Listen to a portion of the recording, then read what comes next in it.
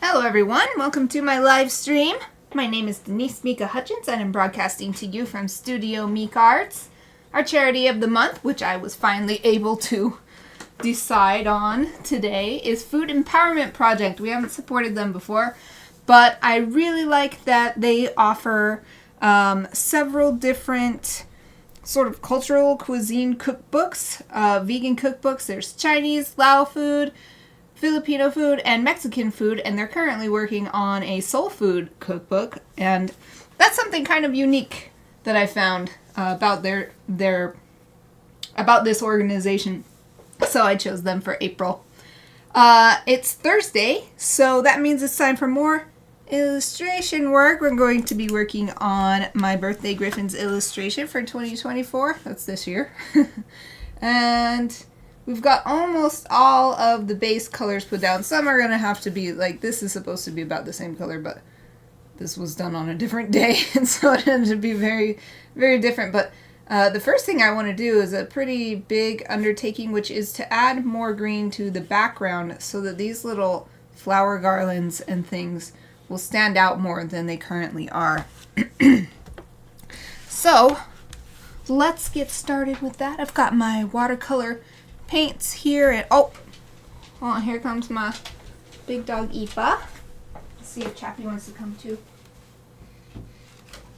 Oh, Chappie's not coming in yet, but Aoife just came in. Go lay down in your bed. You can maybe hear her claws tip-tapping on the floor in here. Okay. So let me see. I'm trying to make my... Oh, she did a little yawn. I'm gonna make my workspace so that it's nice for the stream. Got my fresh bowl of water, a couple of brushes. I don't know if I'll use... These are both rather large for what I'm trying to do. There's some of these areas are teeny tiny, so actually let's get my smallest brush out. But I do want a big brush. This is my biggest one that I got out. I have even bigger ones than this, but let's use this one to mix a color for the background. And as I say that, I want to look at my reference images, so I have a folder of saved links. Open all in tabs. And then move tab to new window. And that one, and move that one. All to the new window so that I can still see my Twitch tab. So I like to have the Twitch tab open so that I can see not only the chat, but verify that my video looks good on the Twitch side. I have my OBS open too. But what goes out is not necessarily the same as what's being, or how can I say that? What I'm sending out is not necessarily the same as what's being received. So anyway, I'm setting up my little... Is that fitting right? Okay. I've got my secondary monitor here on my left. And I'm setting everything up there. So now I can see OBS, including making sure my mic is working. It wasn't working this time. That's part of the reasons I was a couple minutes late. For some reason, it just forgets my mic every once in a while. But I had the forethought this time to actually look and see if that little equalizer bar or whatever, I'm not sure what the bar is, but it's like green and then it's yellow. You're like, oh, you're getting too loud. And it goes in the red. Well, you're way too loud. I'm often in the red. But I'm also often in the green, so I don't know. Anyway, I've got that set though, so I can see that as well. And my reference images. I just wanted to see, this is actually great. I wanted to see the general green color. And it's not just green, there's like brown and gray. But what shows up in the background for all these little pied cormorants that I'm looking at? Okay, so now I've got that. I'll start with this little blob of watercolor that's already there. And there's actually a mixture. It's not just one big green, it's little patches of green because of the trees being lit from above by the sun, and then there's the shadowy parts underneath. So let's start with a lighter color green.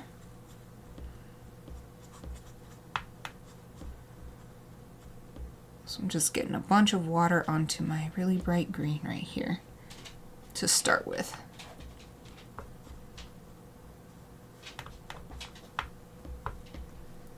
Aoife's checking out the other bed.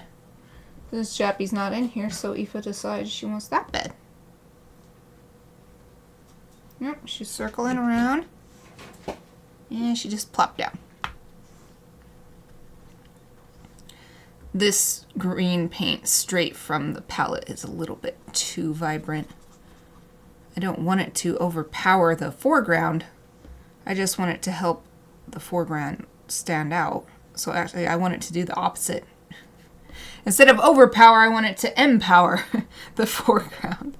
So I'm definitely going to mix this color with something else. I do want it to be a light green though, and then we'll do some dark green too to get that look of trees being lit by the sun and casting shadows because of the sun.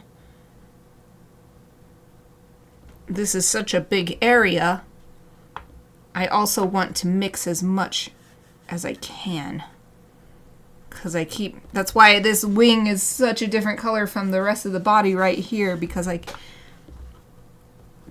haven't been mixing enough color. And then when you get to the end of the color, it keeps getting really watered down because the brush needs more water in order to spread the pigment. But I don't want to mix another color yet because there's still a little bit left. And every time I mix, it's always slightly different because I really enjoy just mixing on the palette like this, even with the problems that causes. Well, hopefully this is enough of this base light green color. So I'll swish out this brush in the water.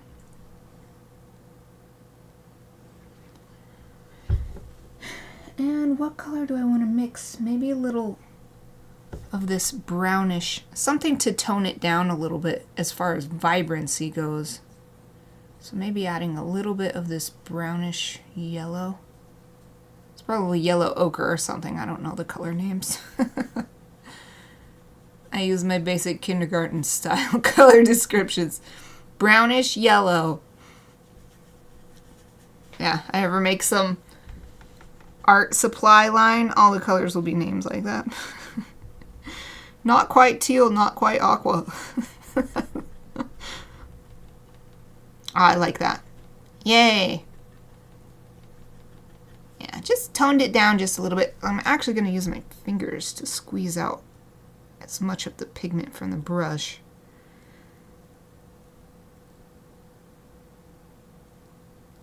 Okay. And then the rest we shall rinse in the water. Let me wipe my fingers off first.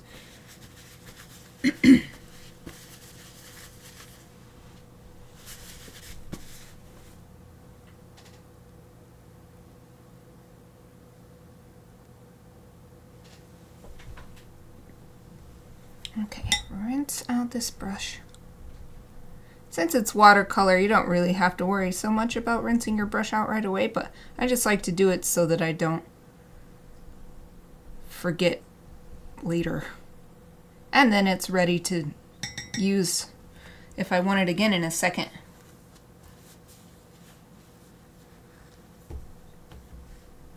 Okay.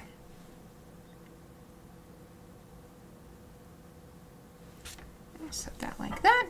I like to shape the bristles if I remember, because that helps it keep its shape if you shape it while it's wet. Looks like, for instance, I don't know if you can see this, but there are some little, it doesn't want to focus. Let me see if I can trick it into focusing. No, because I can't hold my hand up. Maybe if I hold this hand up. There we go. Yay! I tricked it. Okay.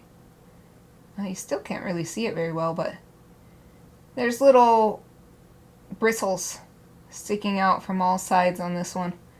It doesn't always help, but shaping it while it's wet and then like making sure it doesn't get touched by anything so that it dries like that can help with that. Okay. Time to paint this. And Do I want to paint? Maybe I'll paint it all this green color and then just paint the darker stuff on top. And then I won't have any edges. Because I don't, for this, okay, let me back up. I was actually trying to get edges in areas like this. Purposefully painting in sections, letting it dry, and then drawing the neighboring, or painting the neighboring section. So that you get this natural line where the wet meets the dry paint. For the background, I don't really want that because lines catch the eye, and the background's meant to sit in the background, so I don't want it to be catching the eye. I want it to be doing its job subtly. So I'm going to paint the whole thing with this color. Hopefully I will have enough. And then add those darker shade colors to the background. That's my plan. So here we go. This big, huge space. Please let the paint last. I started with this little brush, but some of these areas I'm wondering if that's actually the best idea, but it's hard. Some of the areas in the background are so small, and then other areas like this one is really quite large with not much else in it.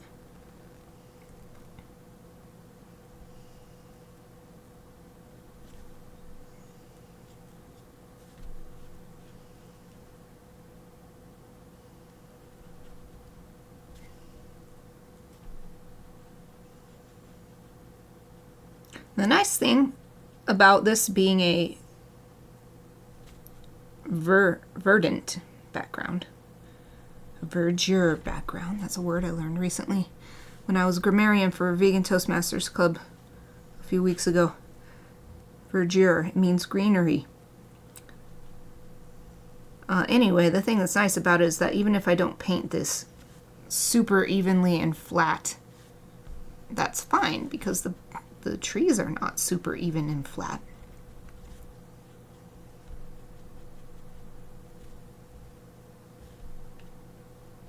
I have to make sure to take this far enough to the edge. This corner, there's no indication of where the edge is for my format of 7 by 10 inches.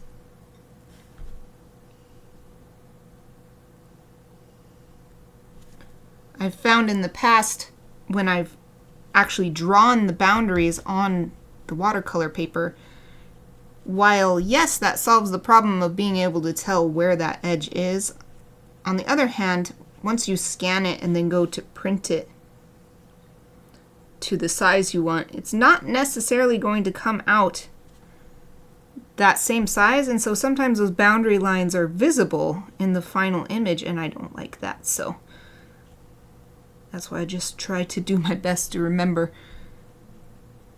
that I need to paint far enough out that I give myself a little wiggle room. This is great too. It's still showing the, that's what's great about watercolor. Watercolor is translucent. That's what separates it from gouache, which is another water media paint, but gouache is opaque. But with watercolor being translucent, that means that these textures I applied with the sponge are still visible even under this layer of paint, this new layer of paint.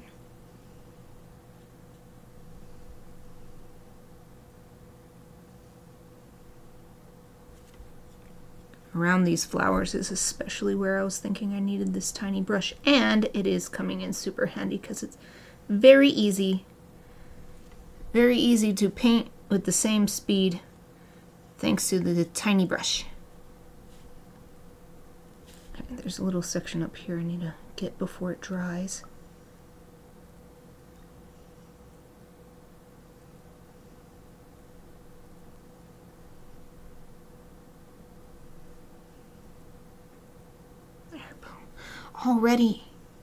It's already working. Painting the background in and not just leaving it with the initial wash plus sponge texture.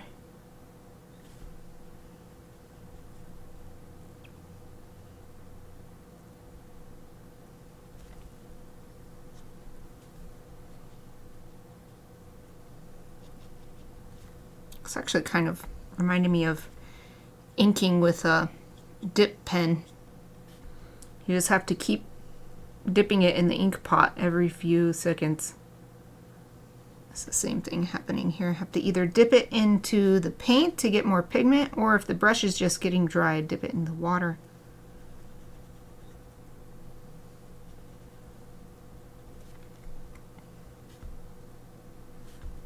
Because sometimes it picks up enough pigment to keep going, but it won't move it along because there's no more water for it to flow through.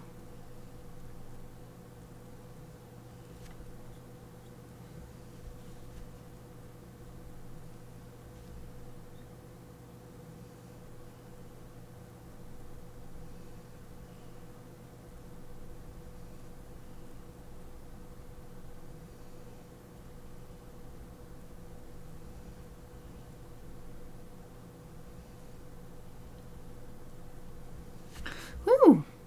This little section is done. Yay! Oh, I say that and then I see a spot. I want to add a little more pigment too. There. Nice. Yeah, that makes a big difference. I don't know how well it's coming across on the camera, so I'll hold it up.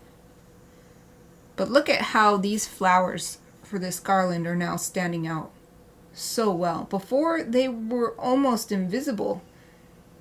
I don't think anyone would have noticed they were there unless they were looking for them. But now, yay! And the flower garlands are still part of the background. They're just decorations, but I wanted them to have more presence than what they were currently having.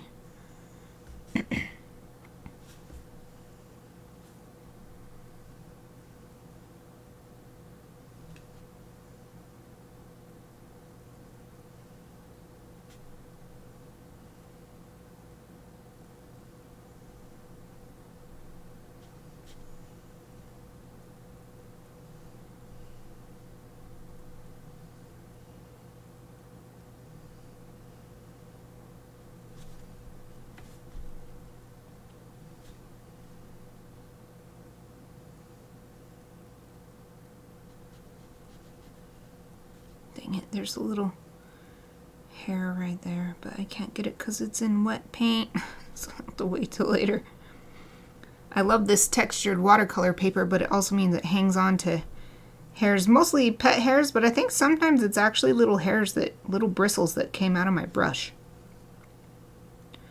Either way though, I have to wait until the paint is dry to try to pick them off. I've succumbed to the temptation in the past to pick them off while the paint is still wet, and then it's like, no, I ruined it. Now I have to paint this whole section again. So I will not do that this time. I will wait.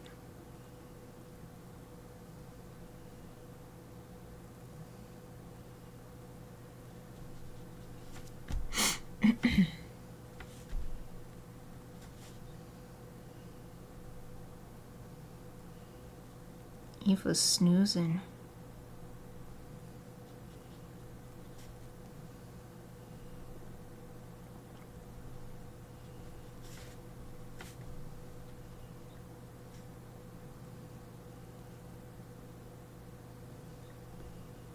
It's actually quite difficult to see what the lines were here. They've really disappeared, but I think I got them all right there. So now let's do underneath.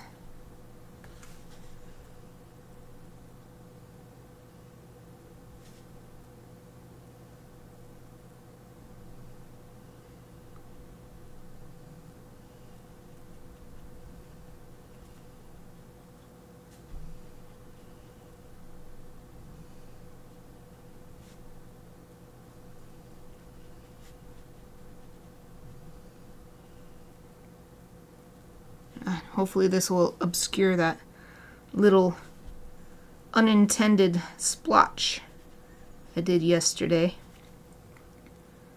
when I was painting the wrong way for which hand is my dominant hand for painting, and smushed the wet paint and it went way out of where I wanted it to go. But now there's this green paint on top, so it can just sort of blend in and start looking like more of that texture in the background.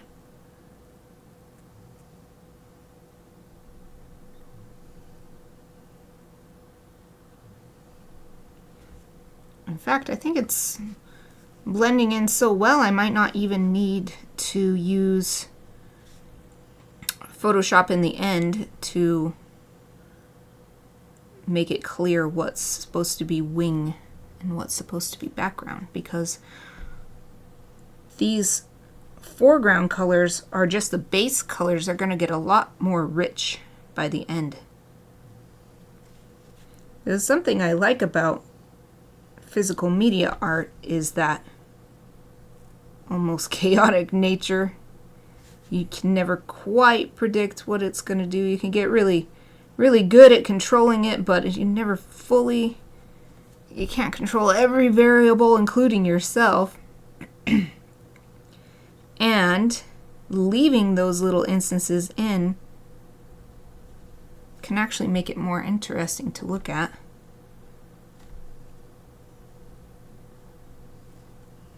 I still think this one right here, where I just painted black right on the part where it's supposed to be white, that I think I'll probably touch up with Photoshop. I always use Photoshop anyway, no matter what, on every single piece, even if it's just to digitize it for presentation online or to be able to make prints. But with these pieces in particular, I do a lot of digital work, like adding color overlay or a gradient to focus the lighting, or not on these ones, but on my seasonal Gryphon series, I have been adding a little pattern overlay as well, so stuff like that.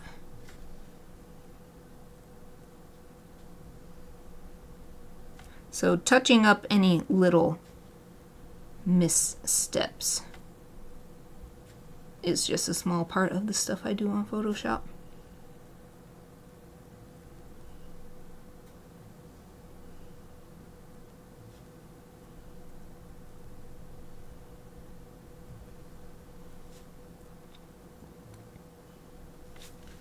Boom!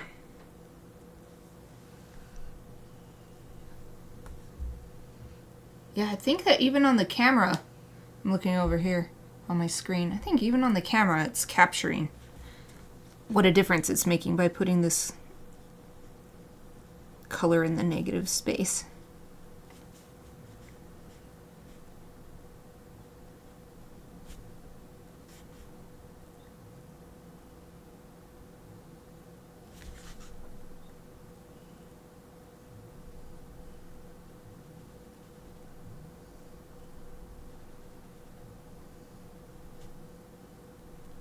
Aoife is still snoozing away. Snooze, snooze.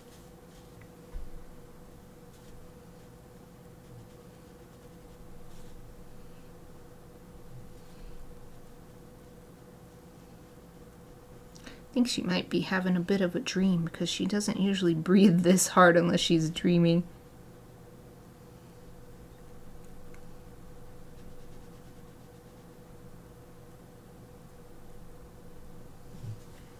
She did have a little bit of excitement earlier. It was just a person delivering a package, I think, but Aoife almost never barks, and she barked at the person delivering the package.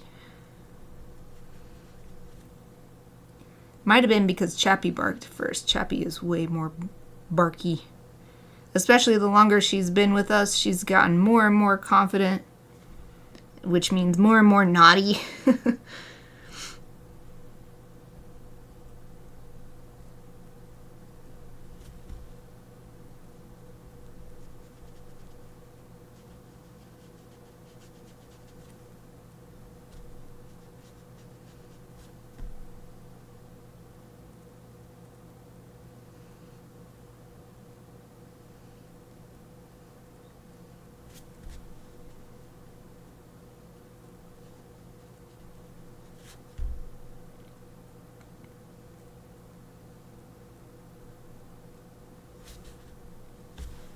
Another section done. Yay.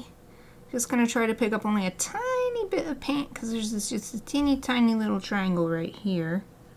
So I don't want to drop too much paint in here or else it will look overdone compared to everywhere around it. Hopefully that's good. Alright, I'm going to move down before I move to the side. That way I won't be coming down here and then trying to go across and there's wet paint. I'm going to fill this with a little water first. This little triangle-ish. Well, it's not a triangle, is it? It's a quadrangle. It's a polyangle if you consider the little bumps here for the texture of the feathers. There, now add a little bit more pigment. And in these little teeny tiny spots here, between the tassels on the, or I don't know if you'd call it tassel or ribbon. These little strings coming off of the birthday hats.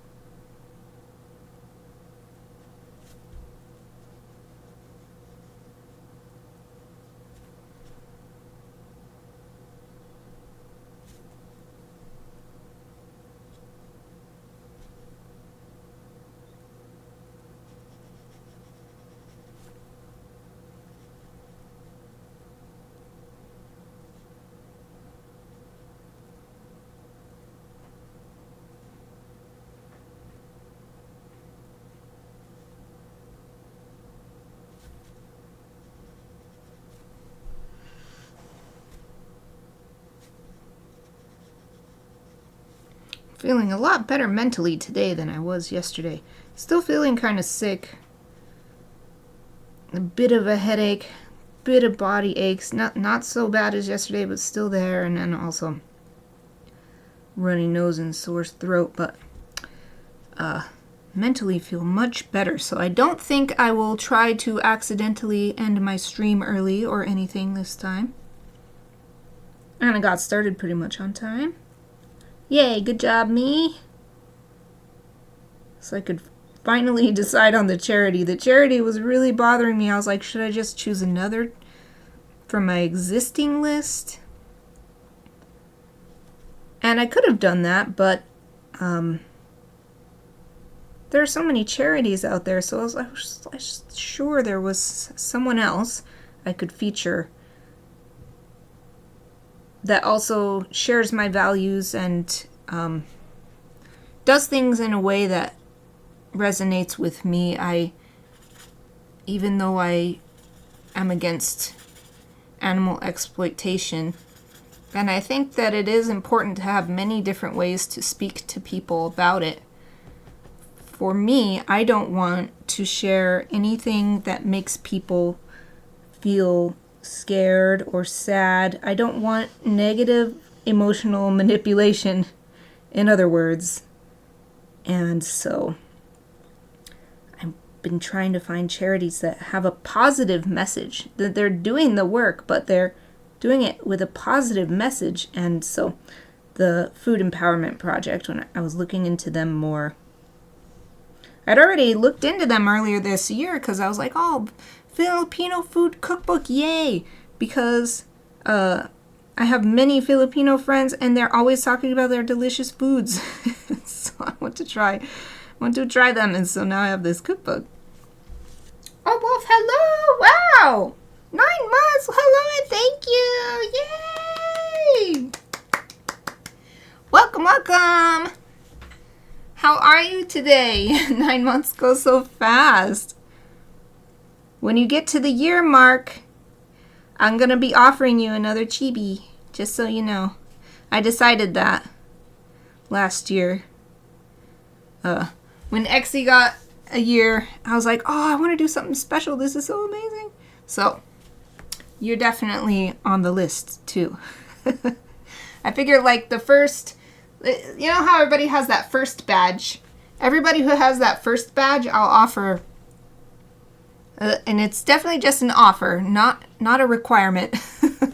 But if you like it, chibi. 9 months, so what's that? 3 months to go. Yay! How are you? I hope you're doing well. It's the middle of the week. No, it's almost the end of the week. Hope everything is good at work and at home with your puppy.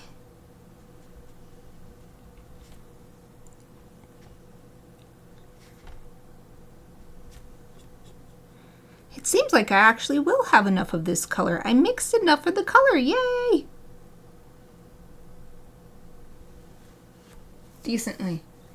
Oh yeah, so ready for the weekend. Is the weather getting nice there? You have any fun weekend plans? It's so weird. Now that we have the pigeon aviary built, for the first time in my life, I am happy for sunny weather. Because sunny weather means the pigeons can go outside and enjoy time in the open air. And until now, I was like, the sun, meh, where's my clouds? Where's my rain? But now I have something that makes me happy for the sun, to be able to give the pigeons time outside. Safe time, protected. We could switch. Lots of rain. Rain is my favorite. The temp is nice. That's good. Rain when it's a decent temperature that's the best. I love all rain, but when it's cold, it still kind of sucks, even though I love it. Oh, I had to wash Ari off. It's just covered in mud. Yeah. We have that issue. My husband wonderfully takes care of the puppy's paws whenever they come in with the muddy paws. Sometimes I do it too, but he mostly takes care of it. Oh, it's really confusing right here. What is flower and what is just texture? Okay, I think I got it though. This is exactly why painting this in is a good idea. So I can't even tell what I drew here. So now these white flowers will stand out much better. Oh, Sarah, hello! Oh, you're sick! Are you still sick from before? Or is this a different one? But I'm glad you joined me. I'm glad you're well enough to come hang out. Oh, I'm sorry you're sick again. I guess I can't really ask you how you're doing.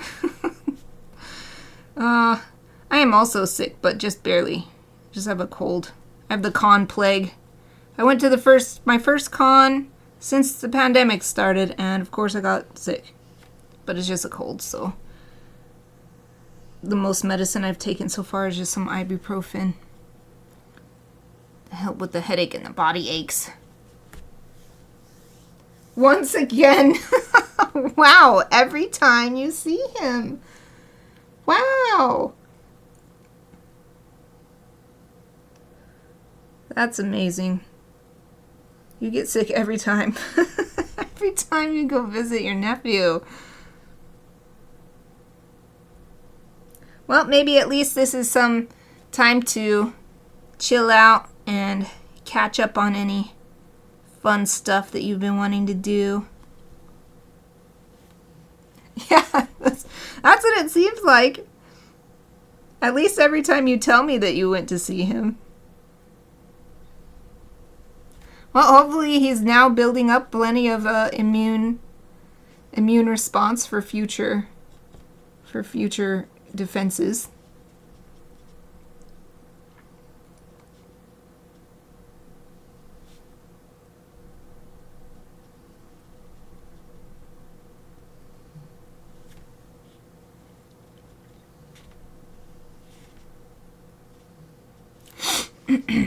Dang, nose is running. It's not super bad, but it's like, when when I go on break in 20 minutes, I'm definitely gonna spend some time with a tissue.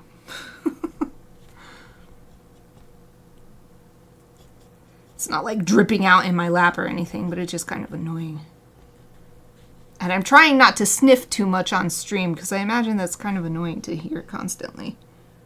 Though I know I do it anyway because I have allergies all the time, but this is definitely not allergies.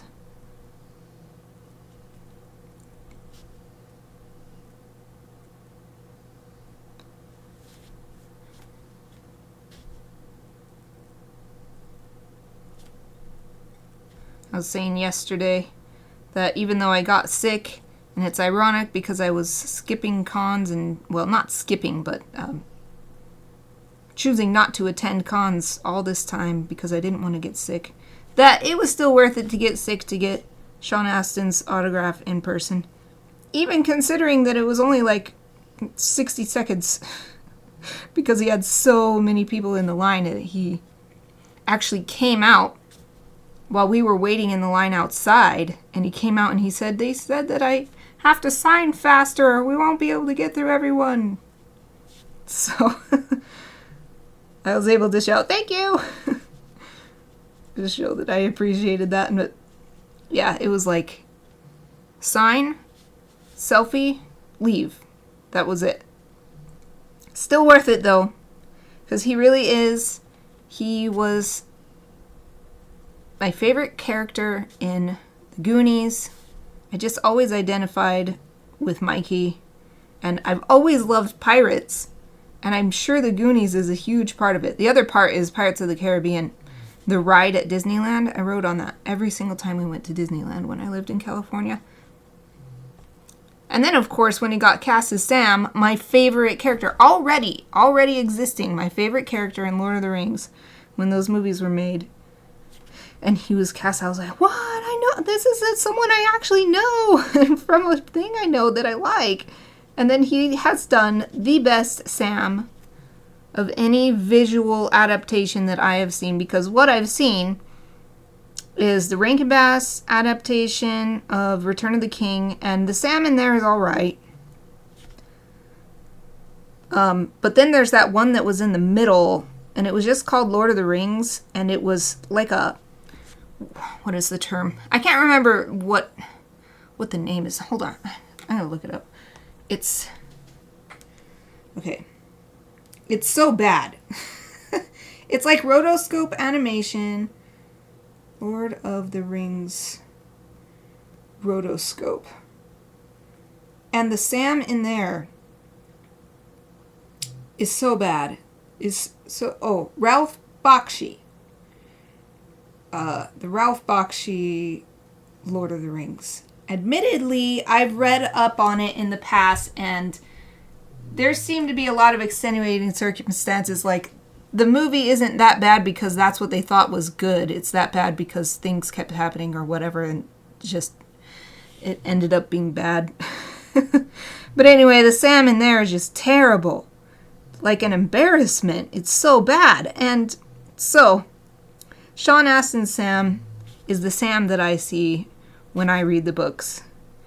And yeah, it's just perfect. So I was very happy to get his autograph and get a selfie with him. Oh, Seacraft, I see that. Hello! Thank you for joining me. Yay! Hold on. Can I? Oh, Wolf, are you there? Can you do a cheeky little raid? Can you do a shout out? If you can't, I'll do it in a second. I'm almost done with this little patch.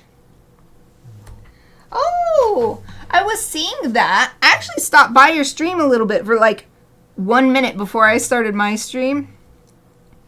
How did you finish it? It was looking so cute. Also, your hands are like so, oh yay, thank you for doing the shout out, yay. Also, welcome other raid person. Yeah, it was looking super cute, and your hands was like boom, boom, boom, boom. I was like, wow, I've never watched somebody crochet from that angle before. That's really, really That's such a skillful... I was impressed. No, I wish I had a little bit more time before my stream to pop in and actually say hello, but... So, is the... Oh, you're welcome. Is the hat all finished now? Were you adding ears? Is that what you were making? I think I was seeing you use the black yarn. Were you like making ears, or I don't know how. Oh, it's done. Yay! Do you have an image or something that you would want to share? I can't put it up on screen or anything. I'm not set up for that, but if you wanted to share the link in the chat. Okay, sorry for a second, everyone. I can't take it anymore. I'm gonna mute. I gotta blow my nose.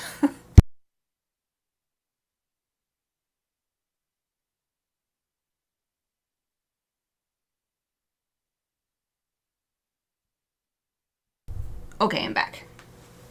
I just couldn't take it anymore. It's dang cold. It's so annoying.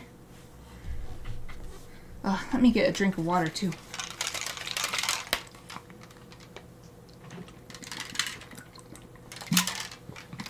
Water out of my shaker bottle.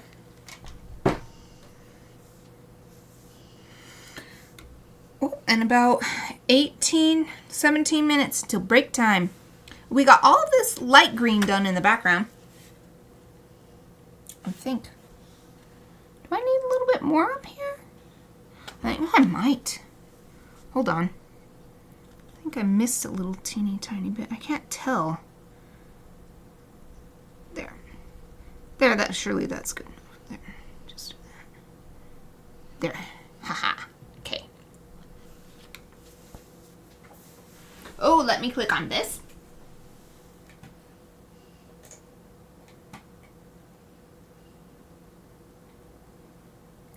Oh, that's so cute. Oh, there's a bunch of them. Oh. Oh, look at the little panda one has the little happy eyes. That's so cute. It's going through the other hats. A bear. That's so cute. Looking for testers. Hey.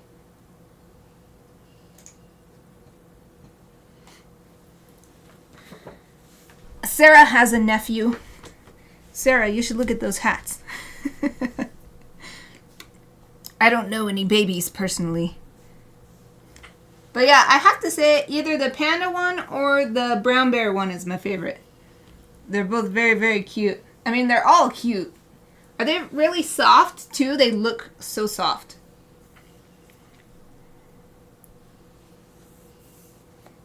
The nephew goes to daycare and gets the germs. That is how it is, though. You go to a place with a group, and then that's how the germs spread. Oh, yeah, I wanted to show this. Okay, so what I've been working on since the beginning of the stream so far is adding this light green color to the background, to the negative space, so that stuff like these flower garlands will stand out. And so we've got that all in there. You can see these splotches where I dropped my brush yesterday. I made this big splotch on here. My hand was just like, nope, and then it dropped. Anyway, we've got them all, and so this garland here also standing out way better, and this one as well. So we've got all of this colored in, but that's not the end of the background work.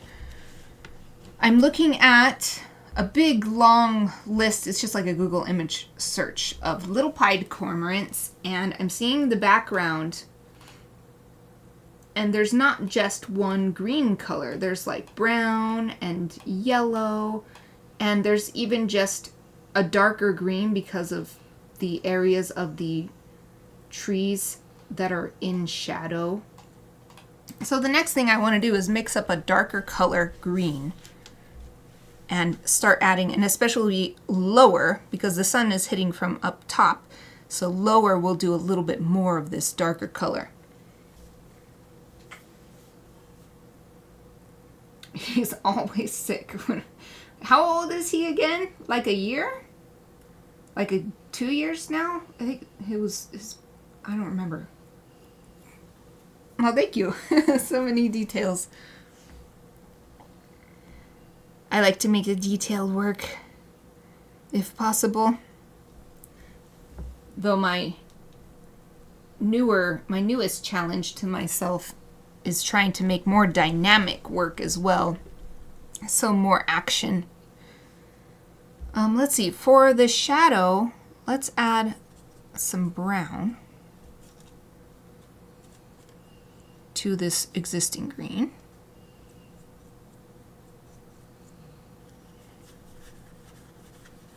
So these browns have a red tint. Red and green are complementary colors, which means they're opposites. And when you mix opposite colors, they create a darker shade. So I'm going to first try mixing these, but I'll probably also just add some dark green in as well, because that's the color theory, but it doesn't always work out that way with the literal physical pigments that you're using. But I basically don't want to use just a dark green on top of the light green. I want it to be a little bit more of a complex color than that. So that's why, even though it doesn't necessarily work out exactly as color theory teaches, it's still worth it to add the complementary color. Yes, this is nice. This is a nice color. Oh! You found it! Okay. I just made those yesterday. Okay, hold on. Wolf redeemed the do your best animal impersonation. I didn't think anyone would want that. I just thought it would be funny. So put it on there and you picked it right away. Okay, hold on. I gotta go find a video. Because it's not like I know what they sound like, so I gotta go find it. Okay, little pied cormorant. It's funny that you found that. Did it present it to you? Like, here's a new reward.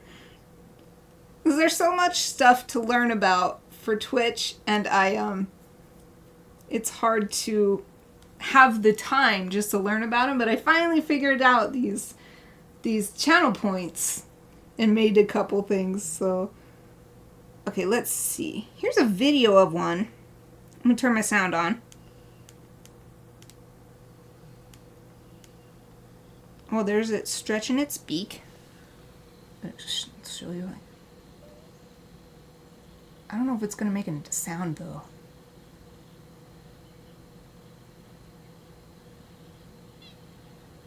There's some other sounds happening.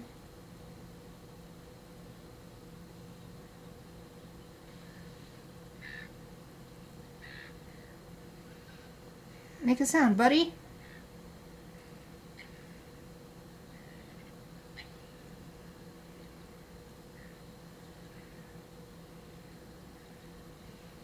Oh, it scratches its head. That's cute.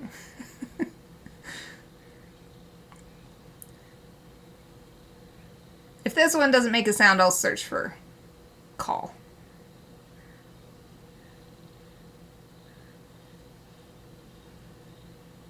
Alright, well, we all just were able to watch it move around at least. Alright, let me search call. Cormorant, bird song, bird call. Cormorant.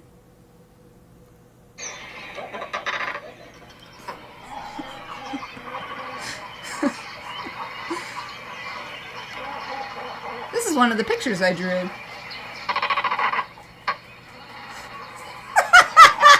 Okay. Okay, let's see. Okay. Okay, hold on. I got to think about how can I make that sound. It's like a blah sound. It's like, okay. How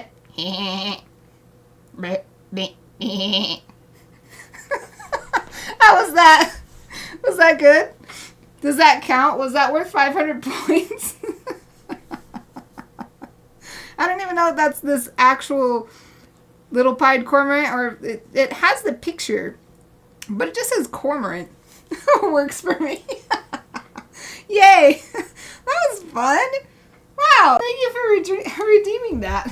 I just made myself laugh one day when I thought of that as, what if I put that as a reward? I didn't exactly expect anyone to actually redeem it, so I'm so glad that you redeemed that. Thank you. That's really funny. That was really fun. It would have been nice to see a video of it making the noise so that I could see exactly what it's doing with its beak, you know? But that's probably good enough. I shouldn't... You all know I get super distracted sometimes. So, that's probably for the best. Now we know what they sound like, so you can all imagine. That sound is just happening like crazy over here. In this painting. That should be the music I play in my background, just like that. For the whole 2-hour stream. That bah sound.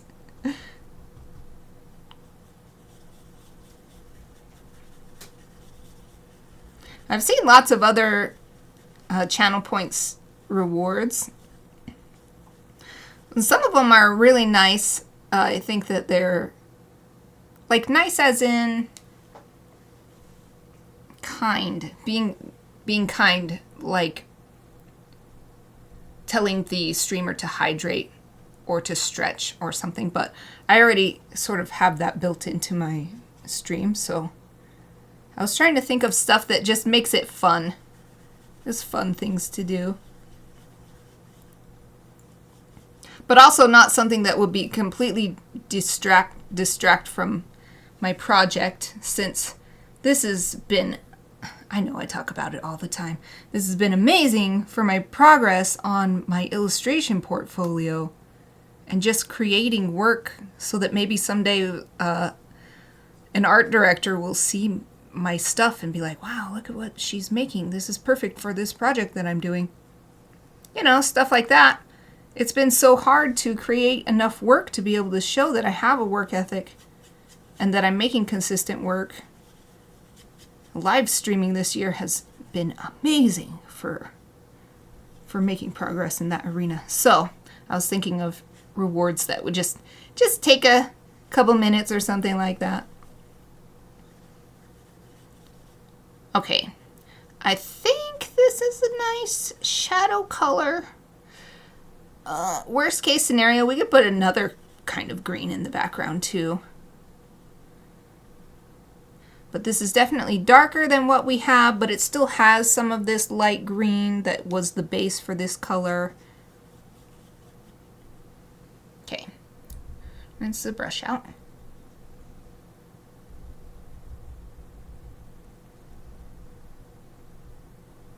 Alright, that's good.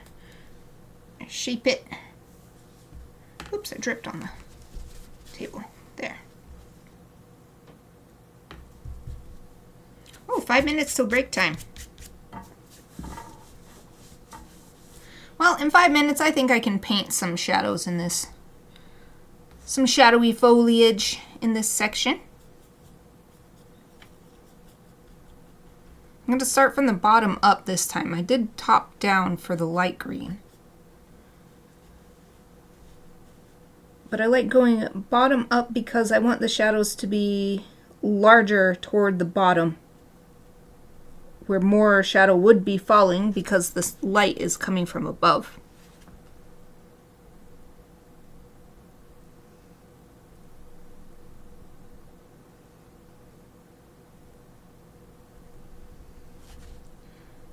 And I'm not just going to make it a gradient or something. I want it to have shape. I want this shadow color to have shape.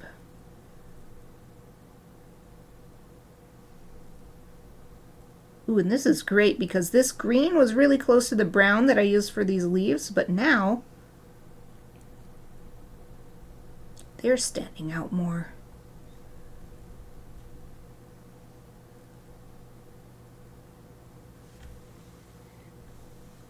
No! More little hairs, which reminds me, there was a little hair up here that I was waiting for it to dry to scrape it off with this brush. Haha! Gotcha.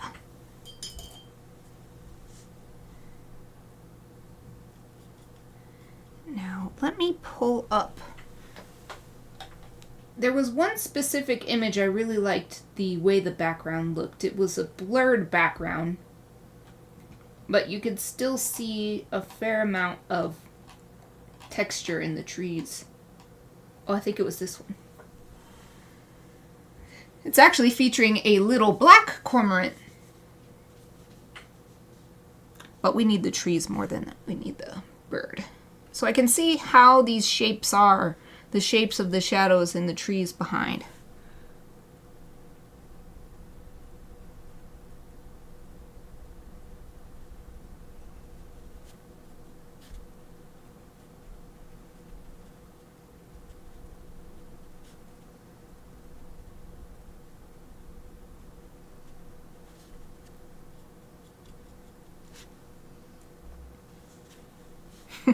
Can't wait to do a YouTube short of that cormorant call. Maybe. I want to see what it came out as on the microphone.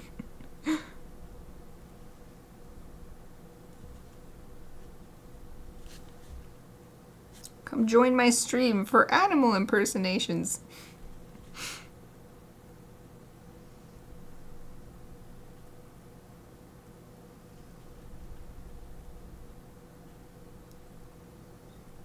So here I'm trying to make this patch of shadow look like it's coming across behind the flowers. It's really easy to forget that this is not a flat environment. Literally, it is flat. And so that makes it easy to forget that what you're trying to do, or what I'm trying to do, is create what looks like a 3D environment. So having the shadow look like it's coming across behind instead of stopping right at this line, that helps with that.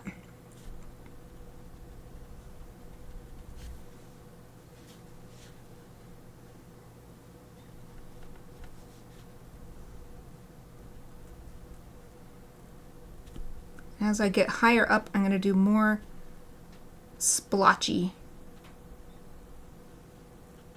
bits of shadow. It's like individual leaves or just little small random pockets of shaded area.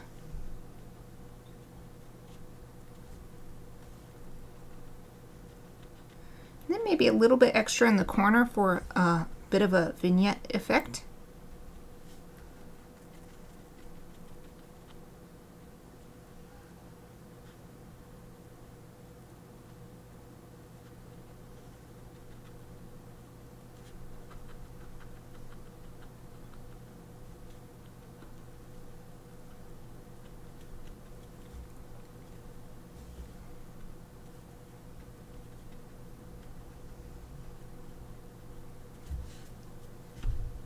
Okay. Yay!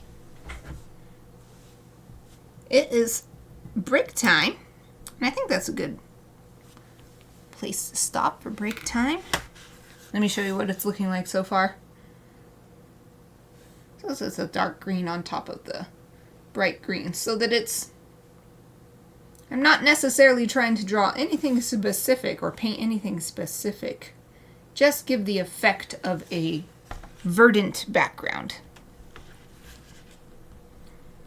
So we'll leave this here. I will put my be right back sign up. I'm gonna go walk around, have a stretch, maybe fill my water bottle up or get something else to drink. I hope everybody else will do the same. I'll be back in 5 minutes.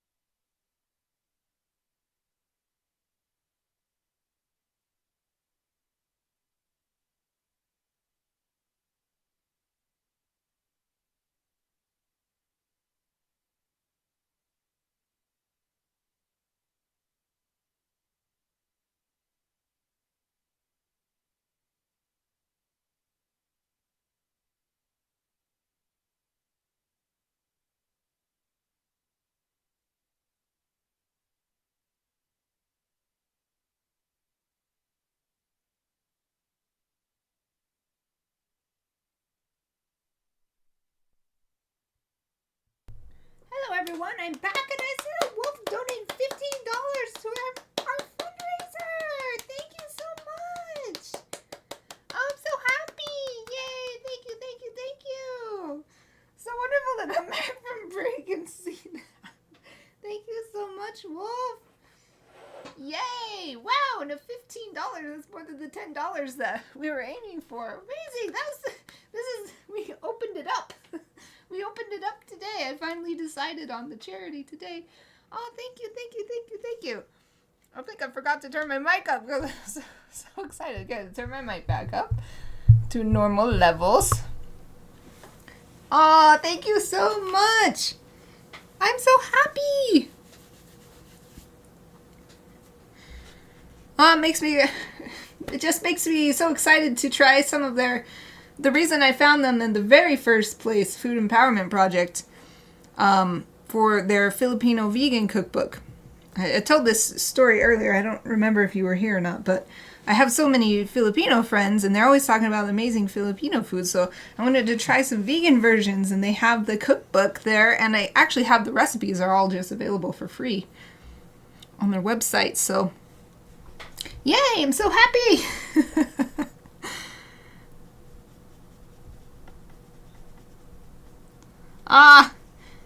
You made it feel like it was worth it. I couldn't decide yesterday. I don't know how, there's no logic here, but it feels like somehow it makes it worth it that I was so indecisive yesterday that I had to be determined as the charity of the month.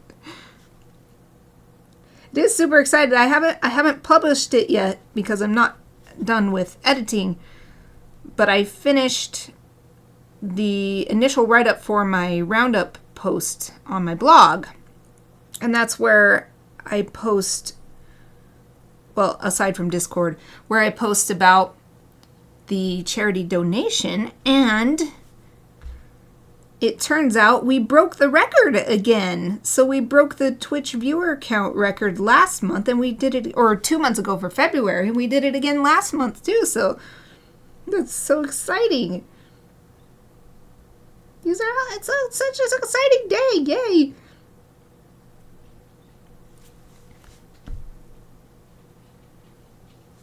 Oh, hold on. I hear my little chappy girl. She wants in, I'm sure. Chappy! Wanna come in? You can't come in.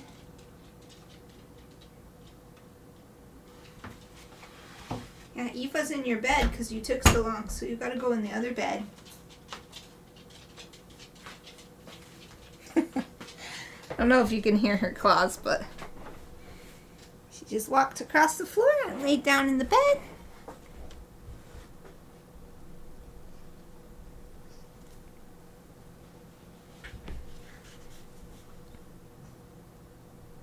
Yep, I am very happy with this color green.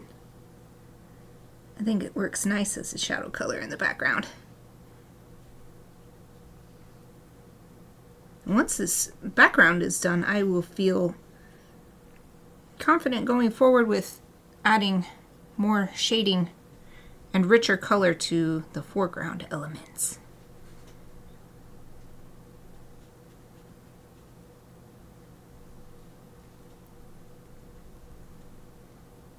I definitely don't want to take the background too far dark, since the Gryphons are all or almost all black. So to keep the contrast that I would like to have, the visual contrast, I'll keep the background relatively light, and the foreground will be dark on top of that. And this is great, adding this shadow here. Cover up that splotch from yesterday where I dropped my brush on the page. Another instance where just adding more color might not even need to do any Photoshop touch-up later for that. You can just sort of meld with the rest of the paint and just become another mark on the page.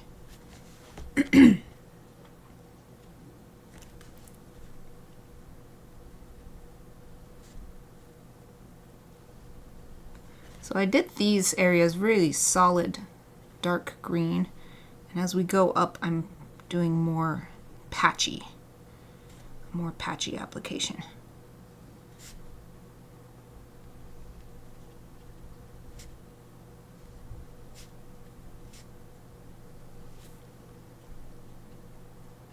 I'm also trying to turn my brush this way and that so that all the marks aren't the same shape.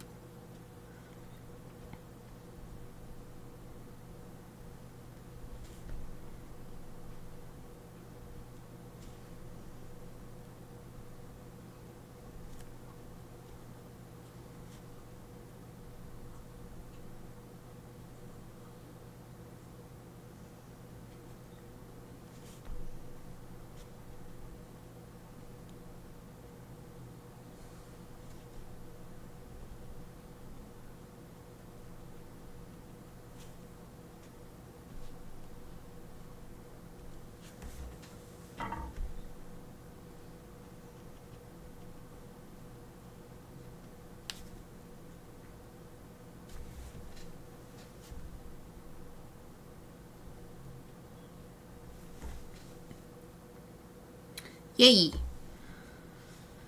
Maybe up here? No, well, let's bring a little green up here because here's another spot where I made an unintended mark yesterday. So we add this shadow color on top. That'll blend in too.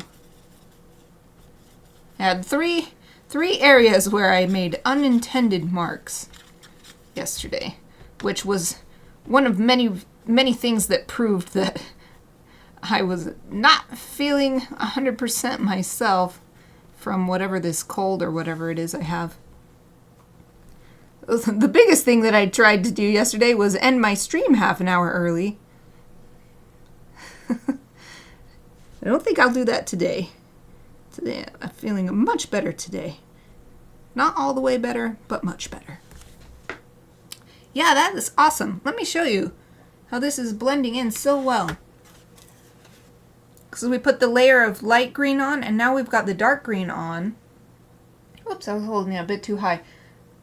But once this wing is done, it'll be very, very dark, like black. And so you won't even be able to, like, even now it just looks like some of the same sponge texture that was purposefully put in the background. So super nice when that works out. That's why it's good not to panic when you do something you didn't mean to with physical media art, because there's always something you can do as long as you keep working on it. There's always some way you can incorporate it, make it part of the piece. What I've done, for instance, when I learned that, by dabbing up paint with the towel, I have to remember to move the towel, otherwise I'm going to start putting paint down. And so I ended up getting these little fingertip-sized dots all over the painting, which I didn't realize because the towel was covering it as I just went along. And then I was like, wait, why is this happening? So I just added this dot. I added it on purpose to the rest. This little dot texture. Oh, look, I dropped my brush again. So that kind of thing. Even though with digital media art, it's way easier to correct. In fact, maybe too easy, which we were kind of talking about yesterday. It's also not the end of the world. See, look at that. You can't even tell I dropped my brush. It's not the end of the world if you do something you didn't mean to. Okay, I need to stop just gesticulating and paint. Okay, painting. Yay.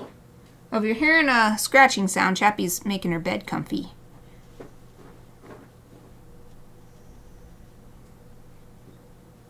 She's like, this is not my normal bed.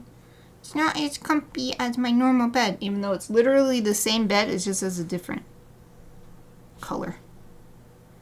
So you got two little like matte style beds for in here to put under my desks. When we adopted these two, and I realized that when I come in here to work, that they are definitely going to want to come in here and just hang out, I immediately went online and ordered some beds from PetSmarts for delivery so that it would come the same day so that they wouldn't have to sleep on the floor.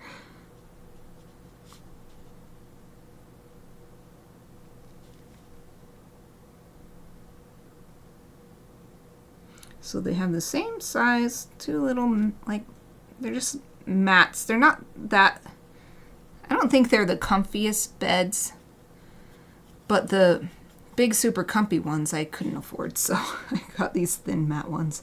It's better than nothing. It's better than laying on the hard floor.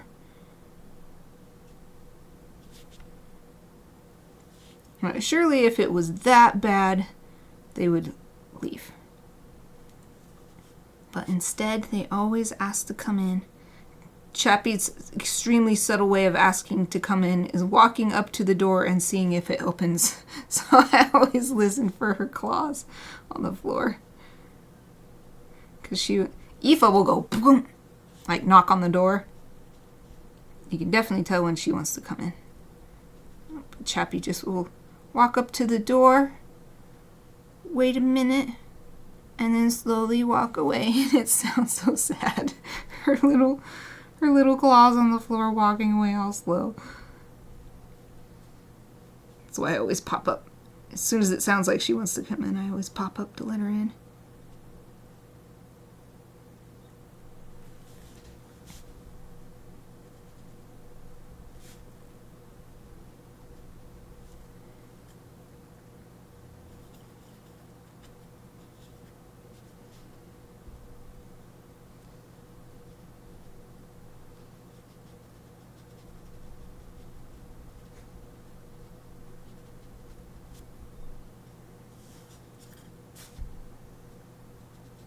I think I'm going to add a little bit more shading on top of here. Everywhere else has a bit more texture, but here it ended up being quite flat. And so it's sort of standing out not in a good way because of that.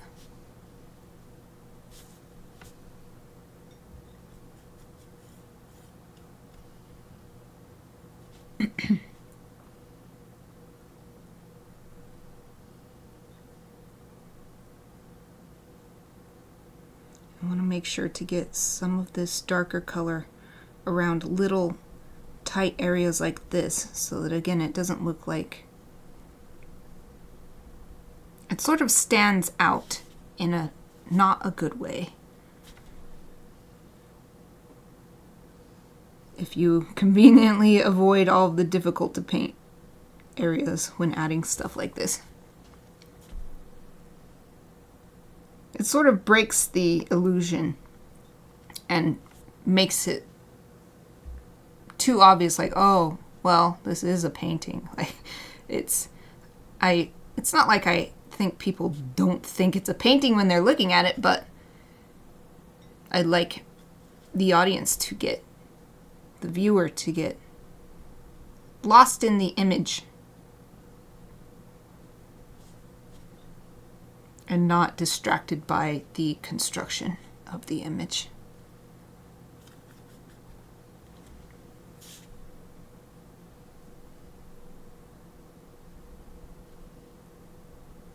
The reason it's so hard to do those little tiny areas is because it's just so tedious to paint in these little nooks, and you're trying to also just make it look like natural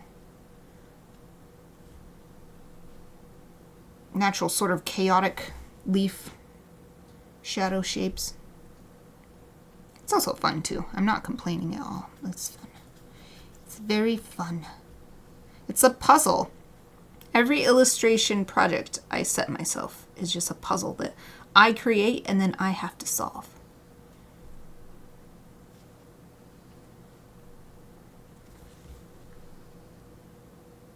Yeah, I like this. I think just a little bit more here.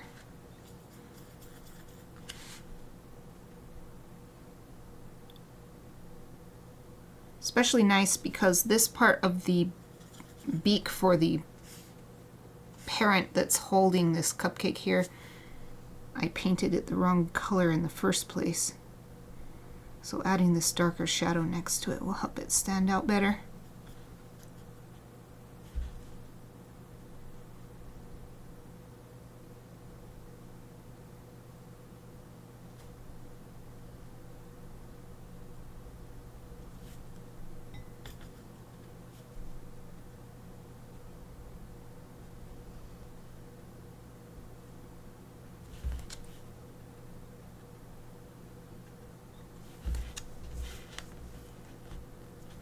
Going to the convention this weekend also got me really inspired to keep working on my art. The Tolkien illustrator guest, I wasn't able to talk to him for very long because he was so busy. But I was able to at least say that I found his work. The first time I ever heard of him was from last year's Tolkien calendar. I get the Tolkien calendar every single year, as my mom always got it, and so I carried on the tradition. And I inherited all her calendars too, so I have like calendars going back to the 70s. Anyway, I heard of him from last year's calendar, which featured all relatively new young Tolkien artists, because of course there's the big names like Alan Lee and the Hildebrandt brothers, etc. But these are people that are not classically known. It's hard to say classically, but maybe people hadn't heard of before. The only one I had heard of before actually was Jenny Dolphin, who I first found on DeviantArt. I loved her Tolkien art on there. So she was in there. But then this person was in there, and Kip Rasmussen, I don't know if I'm actually pronouncing that correctly, but he was at the convention this weekend. And talking to him, explaining that little story, he said, oh, that was my breakthrough. The calendar was his breakthrough. So that was just so inspiring, because I was like, oh, he's just like my senpai. He's just a little bit ahead of me on this journey, on this illustration journey. So I feel so... maybe that's part of the reason why, even though I've got a cold, I was like, no, I want to stream. I want to make progress. I want to keep making my pictures. So I just have to keep putting my work out there. And then maybe a publisher or somebody will see my work. I'm, of course, going to keep attending the summer conference, as long as they continue to offer the virtual option, because going to New York is way too expensive. I'm not going to go to New York, at least not until I have like a complete final manuscript for my novel to show to the agents and stuff. But anyway, I'll keep going to the children's book conference, learning and making connections there, entering the illustrator showcase, everything. Keep doing what I can to get my work seen.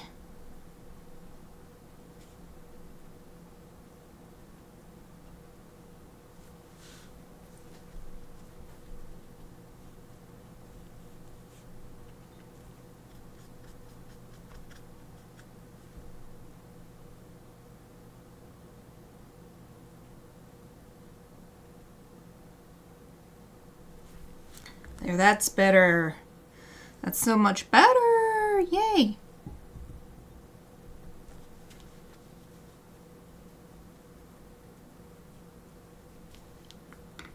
Okay. Let me show you. It's still not quite dry, but this middle section, sort of a heart-shaped section actually, looks so much better with some leafy texture in it. And then the overall background, I think I'm done adding to the background. I'm seeing other colors in the reference images, but if I add too much to the background, then it will take away from the foreground. So let's move on to the foreground. Or something I could do first is try to get more even color on the baby griffins, especially this one. This one wing ended up being very, very light compared to the rest. But the color I have mixed right now was for the adults. So maybe if I work on the adults first. Okay. Instead of mixing this color and then trying to come back to this color, let's add more on the adult griffins first. So we already have a little patch of color from yesterday, but I'm going to build on that. We'll start with black. I'm using what Wikipedia said Let me see. I think I actually have it open in a tab.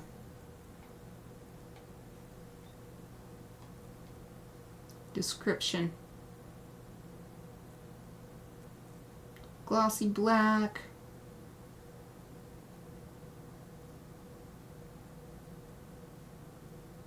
Can't remember, but chicks have dark brown down.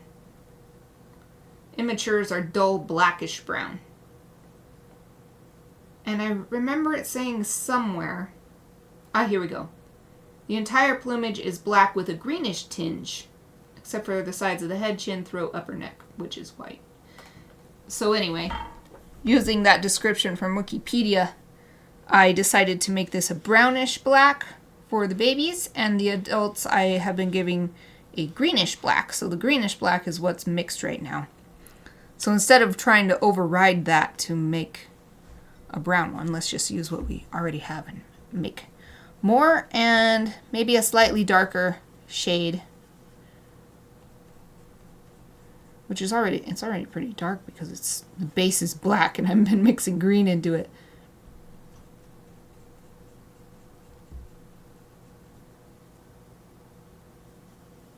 About half an hour left of the stream.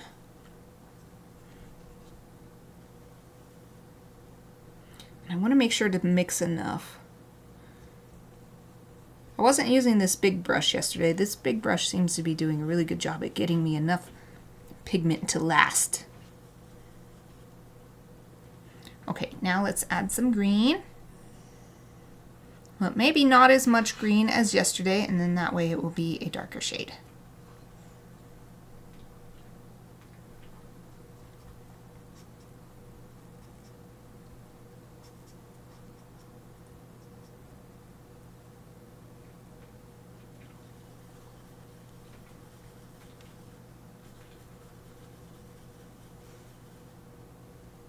Well, I thought it would be a darker shade, but now it's quite green. Let's add some more black.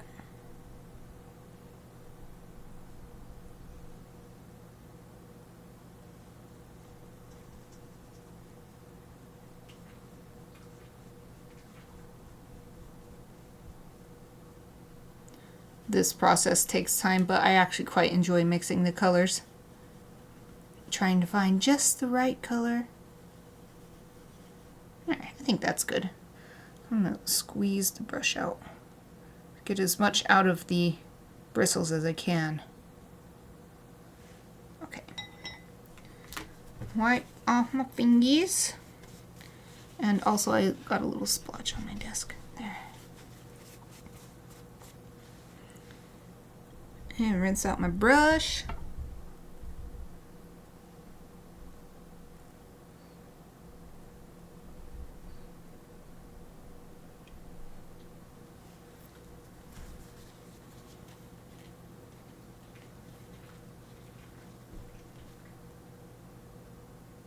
Okay. I want this tiny one though. I think this is too tiny for this. Let's go back to a medium.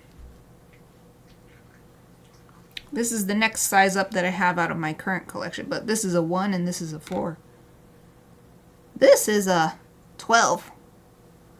But as I was saying yesterday, these are different brands, so it might not be an equivalent scale. Still, you can tell by looking that this is smaller than that one, so it's good enough. Okay. I'm just going to start from right to left. And now I'm adding shadow, so I want to keep in mind that the lighting is just generally coming from above. I'm imagining it being a bright, I don't know, spring day maybe because of the flowers. I actually don't know what these flowers are exactly. Maybe they bloom in the fall, I don't know. We're going to assume spring. And so light coming down, lighting everything, and shadows generally underneath all the shapes.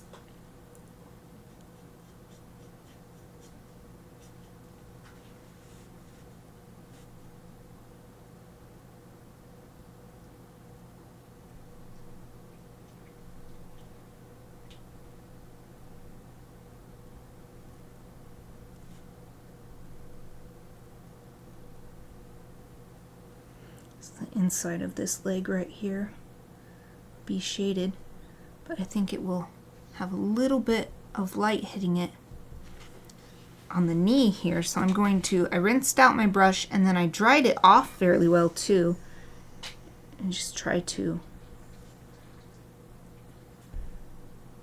soften the edges of the shadow, of the color that I just applied to be shadow.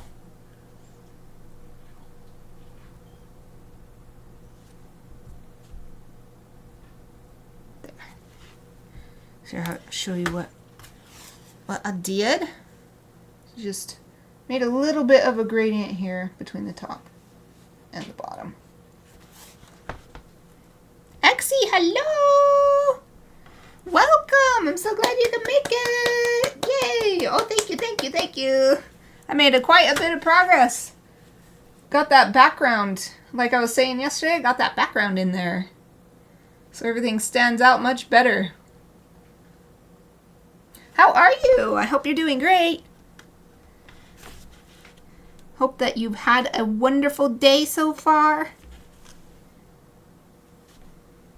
I'm gonna smooth this gradient out even more now that I'm seeing how it's drying.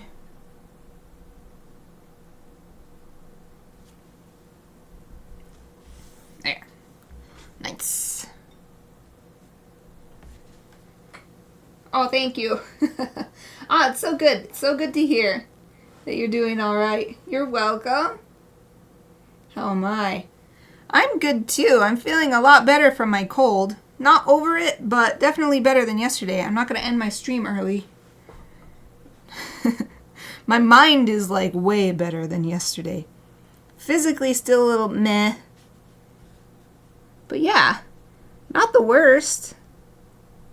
And yesterday I said it was great. So it's like emotionally I've been great. I've been great all week. So yeah, that's how I am. Thank you for asking.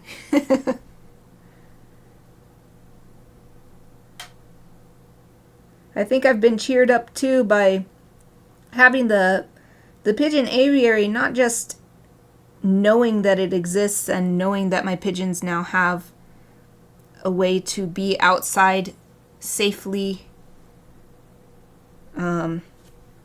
Going outside in my backyard to bring them out there, to give them fresh water and give them their breakfast. And then going out in the evening to bring them back inside and do a little cleanup. It's just so nice. It's so nice outside. I go outside every day to walk my dog and, well, I walk Aoife. My husband walks Chappie. And I run 3 times a week when I'm not sick. But it's not the same. It's not the same kind of mentally refreshing quality as it has been going outside with the pigeons, because I realize it's because going out for a run or going out for a walk, I have to look out for hazards like traffic or off-leash dogs or whatever. So it's not like going into my backyard and just feeling the sun, feeling the wind, hearing the birds. So yeah. Long answer to your simple question.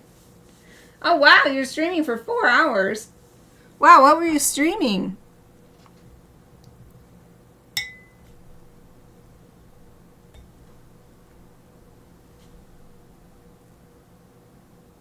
You're streaming a game?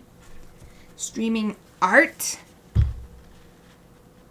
I'm using my paper towel right now to lightly dab up a little bit of paint on the top of this knuckle right here. Oh, I don't know if it's a knuckle or an ankle or a knee.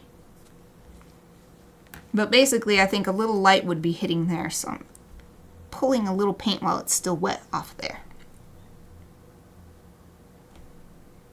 Oh, that is so cool. What did you make? Is it somewhere we can look if you share a link?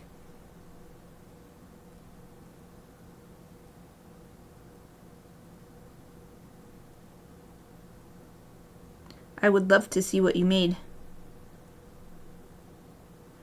All at least later, I guess I can click on your, assume you were streaming here. I can click on your link later.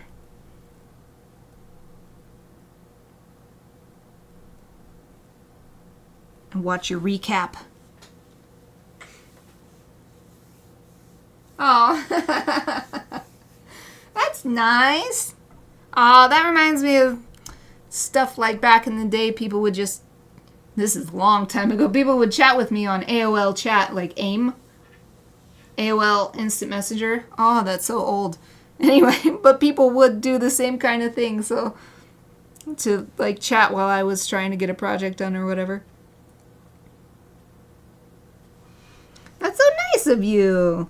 I hope that they got their, well, have something to watch. So I don't know exactly why they needed something to watch, but hope that it worked out for them.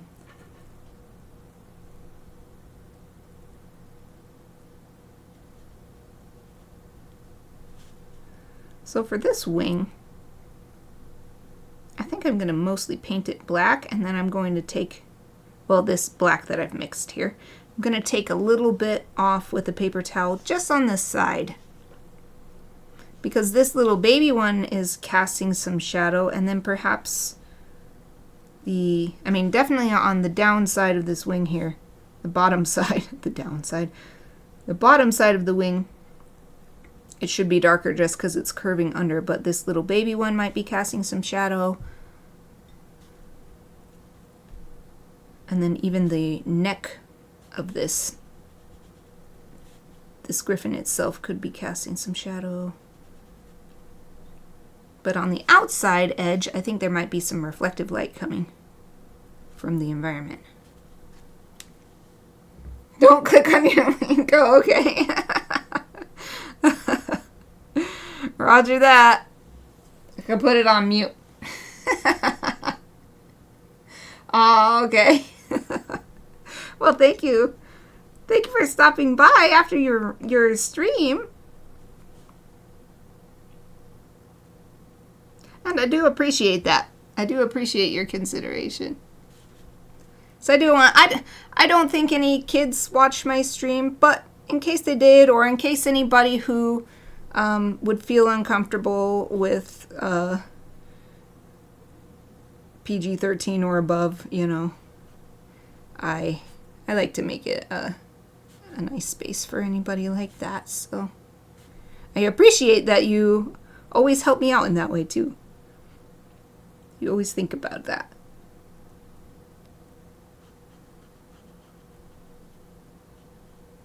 Okay, I brought the shadow all the way up into the neck. And this might not even be the last shadow. I'll probably go even darker in a bit. But I'm going to add a little bit extra water to this wing, the bottom part that I wanted to take from. And just pull up the paint. Okay. Ah, I see. That's good. I think that's a really nice way to stay awake. And it's great to... I have had to work on my sleep stuff. I'm pretty sure I've told you this story before. But it took me forever to get my sleep hygiene to a good level. So I really empathize and cheer on anyone who's trying to do the same, because I've totally been there. It's so great for me. I've finally reached a point where even when, so I might get to bed late for some reason and then I'm tired in the morning because of that, but I've got such a good routine down that my body is like, oh, it's time to sleep, and I'm instantly asleep every time. And so on days like last night, I got to bed on time, and so this morning I actually woke up naturally a little bit before my alarm, and I didn't feel groggy. I was just like slowly, gently waking up. It was the best feeling, and that is so rare for me. Usually when my alarm goes off, I'm like, oh, no, I was deep in the middle of a dream and I'm just still, my body is still completely asleep or whatever.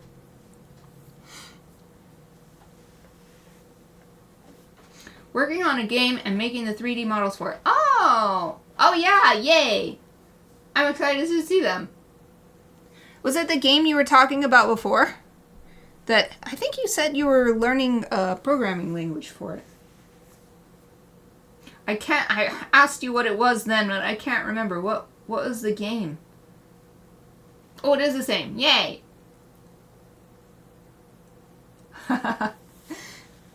Yeah, that's how I felt too. It sounds impossible. Always stay in bed about an hour to be able to sleep. That's what was me forever. Forever. Well, since high school. My sleep issues started in high school. And it didn't help that once I got a job after high school, it was an overnight job. And I worked overnight jobs for 10 years, for a full 10 years. And, yeah. It took many, many years after that to get my sleep where it is now. So you just got to hang in there. If you want to get to that point. If it doesn't bother you, then of course you don't have to change anything. But yeah, it's tough. It's very tough. Interesting. Science facility bunker type thing. Like a post-apocalyptic kind of thing? Hope there's no zombies. It's scary. No, you can do zombies if you want. Zombies is always so scary to me though. Except for one of my favorite movies. Back in the day, I don't know if it would be still now. I haven't watched it in ages, but Zombieland, I loved that movie. I watch it so many times.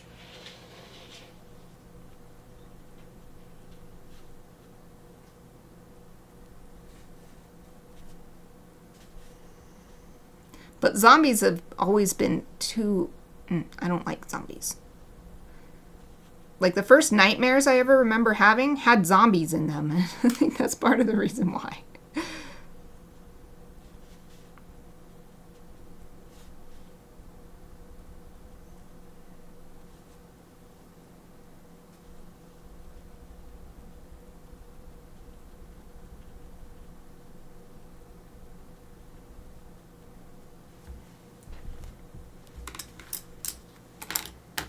Oh, good. Yay. You love Zombieland too. Awesome. Yep, I loved that movie. That would be a good future Halloween party movie for me to revisit it and see what I think. I already decided what I'm going to do for Halloween this year, though, so can't be this year. Halloween this year, I'm going to get caught up on Stranger Things. I've only watched the first season and like the first few episodes of the second season, and now there's 4 seasons with a 5th season coming next year. So my idea is to have a weekend marathon, and maybe I looked at how many episodes, so maybe do it a Saturday, Sunday for all 4 weekends in October, and like invite some friends and family and stuff to if they want to do the marathon with me. Let's see.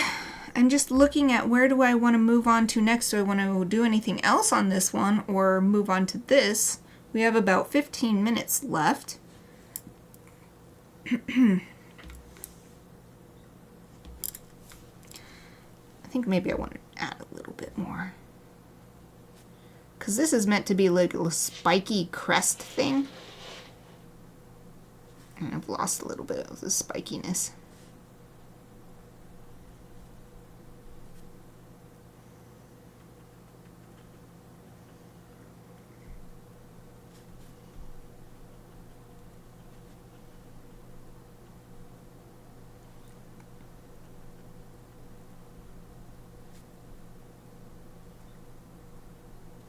Well, we'll leave it like that for now.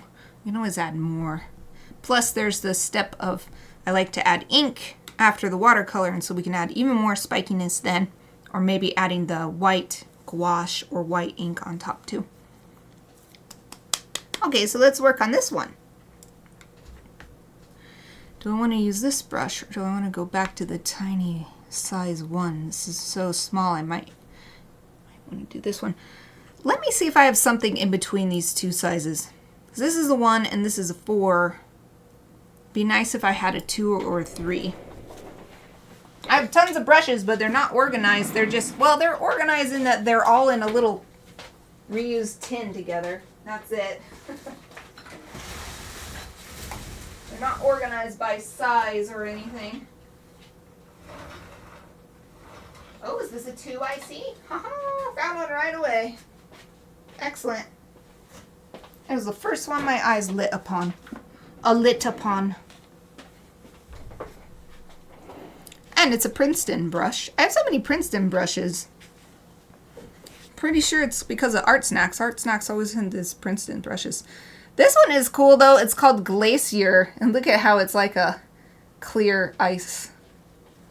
Obviously not actually ice, but it's a cool clear material. And it's a size 2. I'll show you the difference. These are all Princeton. Different lines, but all the same brand. So you can see, maybe, oh, there, if I do that, you can see the size difference. So now we shall use this 2 to paint this one.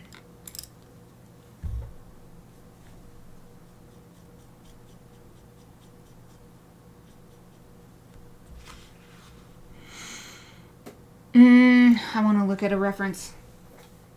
Let's see. One with the wings open.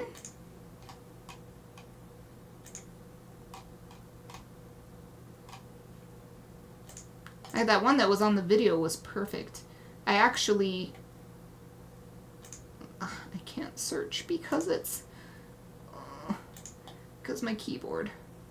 Little pied cormorant. Okay, click this. Wait, maybe there's a picture on the Wikipedia page. Ah, it's on Wikipedia. That's why it was on the YouTube one. Haha. Yay. Wing drying pose. Oh, but this is the back. Curses. Hold on. This isn't going to work. This is back. I need the front. Okay.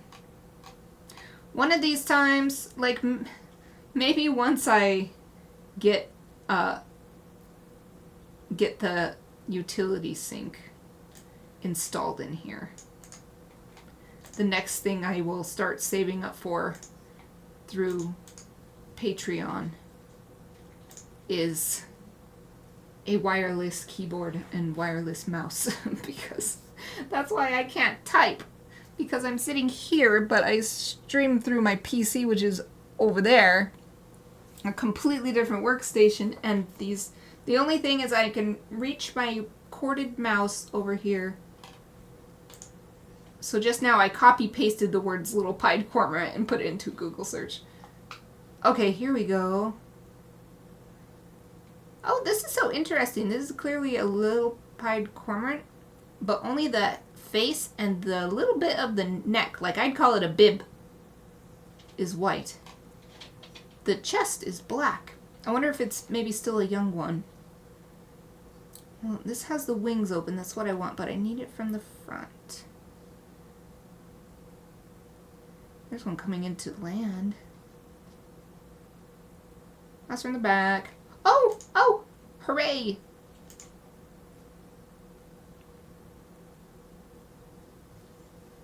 Wonderful.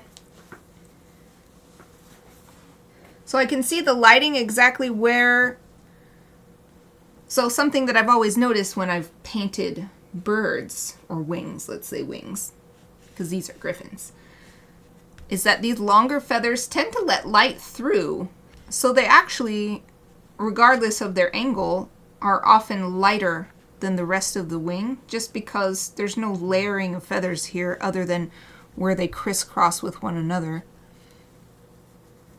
And that is what I'm seeing here. The darkest parts are up here, closer to the bones, where there's lots of layers of those really smaller feathers. I think, though, overall this is fairly light, so I might just do a gradient first and then do more detailed shading. because overall these wings are quite light.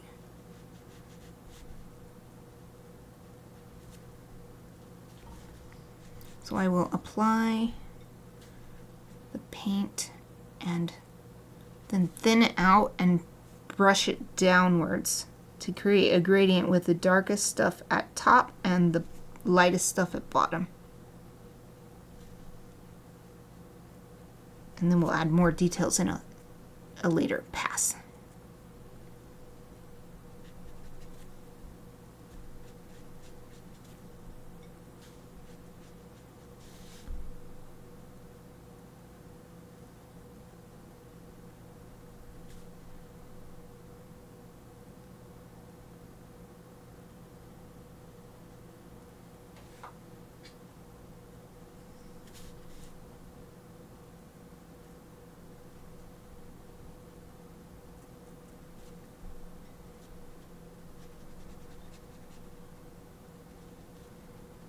Awesome. This is looking awesome already, without even doing any detailed shading. Let's see, where are we on time? We've got 7 minutes left.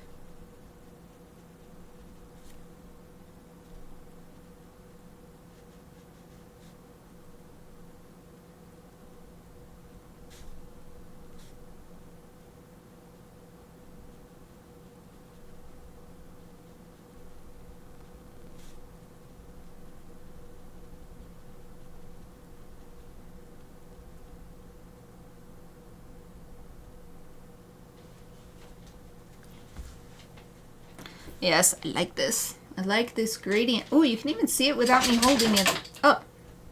Oh, Eva got up. That's what that noise was. She got up and shook herself. So this nice and dark up toward where the bones are, and lighter toward where there's less feathers. Add a little bit more pigment in here though.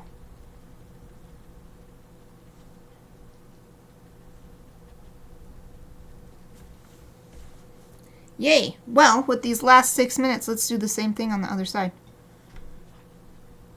I think we should have time for that. And it's already sort of doing that over here. It's interesting.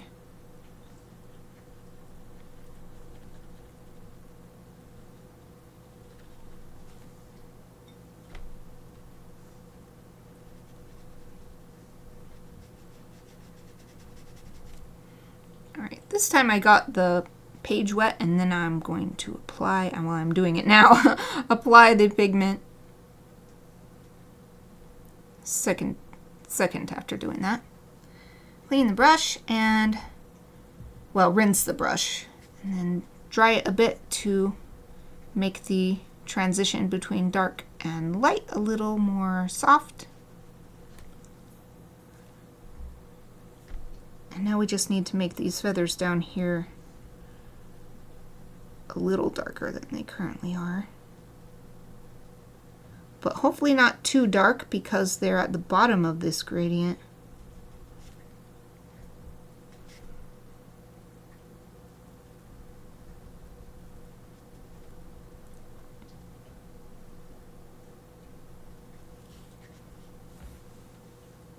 Yeah, that seems pretty good.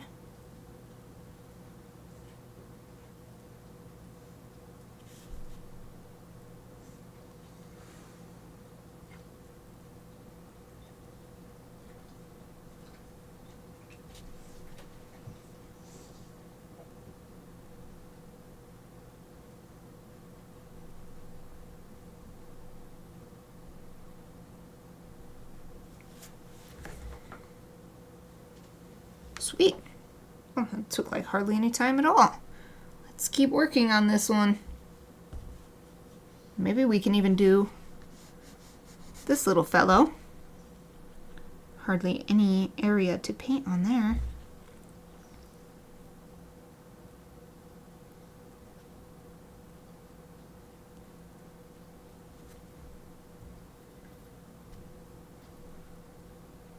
Put a little paint and then clear my brush and spread the paint out.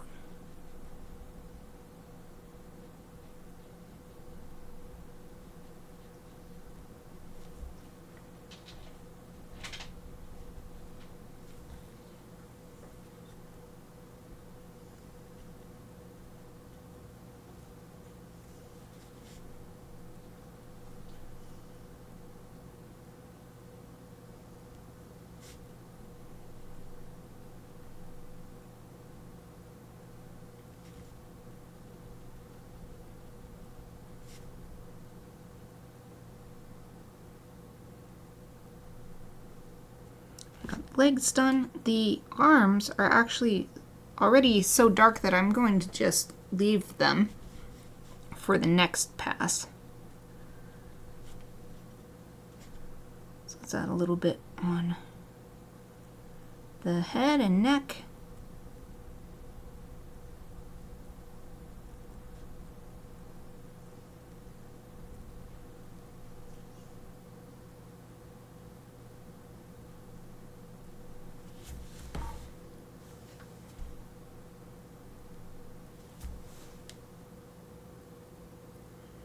Excellent. Well, there's less than 2 minutes left, so let's call it good there, and we'll do this third Gryphon next week, plus a bunch of other stuff. But that'll be then the next thing we do next week for illustration, because tomorrow it's Chibi Friday! Yay! So here is the final close-up look of all the stuff we did today. You can see this. I love this kind of watercolor texture pattern. I love when I have a reason to do that in a piece.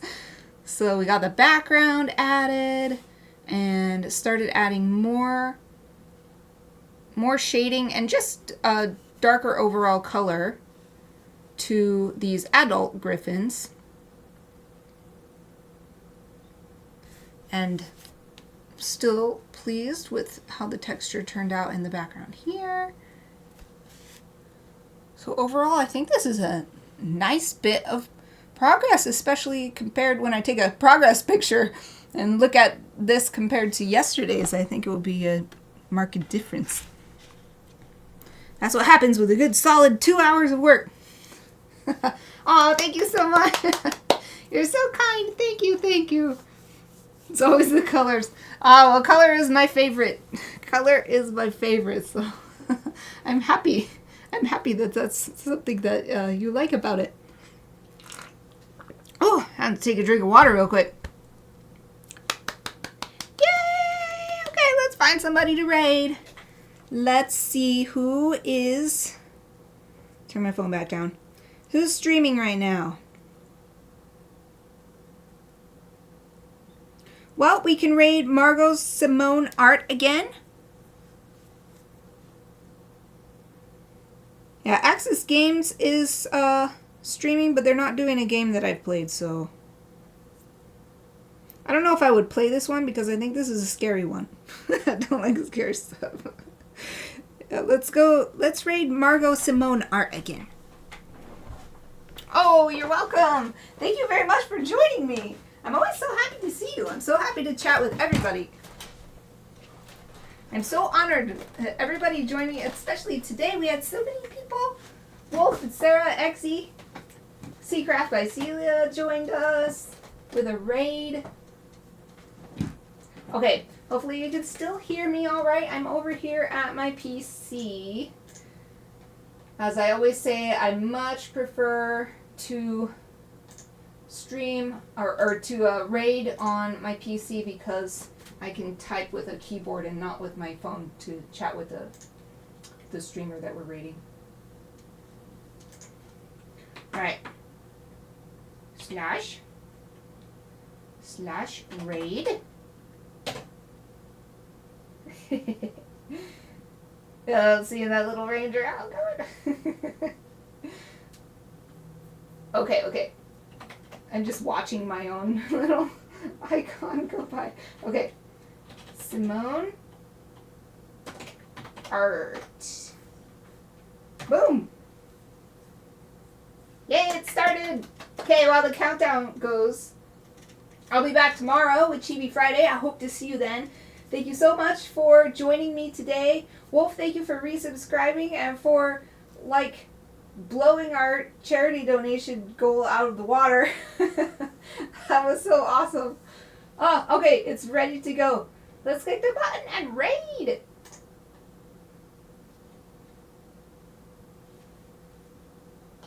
Alright, looks like it worked. So for anybody still on my channel or watching the recording later, like I said, I'll be back tomorrow with Chibi Friday. I really hope to see you then. But that's it for me today. Thank you for watching.